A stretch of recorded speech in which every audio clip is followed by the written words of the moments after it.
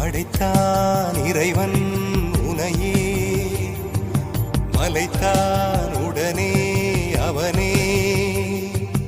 அழகை படைக்கும் திறமை முழுக்க உன்னுடன் சார்ந்தது, என் விழி சேர்ந்தது. விடிய விடிய மடியில் கிடக்கும் பொன்வினை உன்மேனி மீட்டட்டும் என் மேனி. இறைவினில் வந்து கலந்திடு, வீரல் பட மெல்ல காணிந்திடு.